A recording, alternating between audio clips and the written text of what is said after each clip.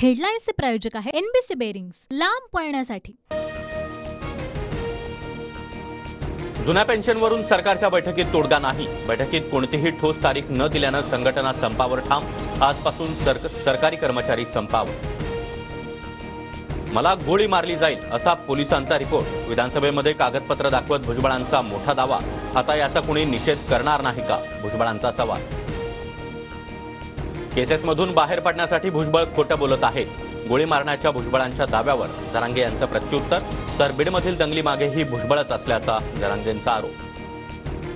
हिवाळी अधिवेशनामध्ये आज मराठा आरक्षण, दुष्काळासह विविध मुद्द्यांवर चर्चा होणार। सरकार उत्तर कधी सादर करणार याकडे लक्ष। तर विधिमंडळावर आज 15 मोर्चे धडकणार। राज्यातील परिचारिकांचा आजपासून बेमुदत संप। निवृत्ती वेतनाचा लाभ मिळावा आणि निवृत्तीचं वय वाढवण्याची मागणी। धनगर आरक्षणाच्या मुद्द्यावर आज मुख्यमंत्र्यांसोबत गोपीचंद पडळकर यांच्यासह उपोषणकर्त्यांची बैठक। संध्याकाळी 4 वाजता मुख्यमंत्री यांच्या दालनामध्ये बैठक होणार। नागपुरात आज महायुतीच्या समन्वय समितीची बैठक। समन्वय समितीचे प्रमुख नेते बैठकीला उपस्थित राहणार। आगामी लोकसभा निवडणुकीबाबत चर्चा होणार असल्याची माहिती।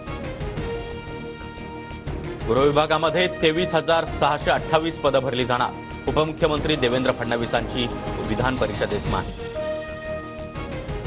संसदेत घुसखोरी प्रकरणी लातूरच्या अमोल शिंदेसह 4 अटक। यूएपीए अंतर्गत गुन्हा दाखल। तर गृह मंत्रालयाकडून विशेष समिती स्थापन।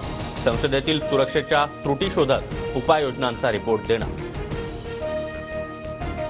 संसदेमध्ये घुसखोरी करणाऱ्या 4 जणांची 1.5 वर्षांपूर्वीच फेसबुकवर ओळख। भगतसिंग नावाचा ग्रुपही तयार।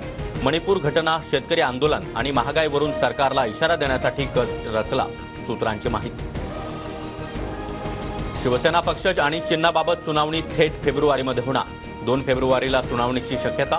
15 डिसेंबरला सुप्रीम कोर्टात होणार होती सुनावणी।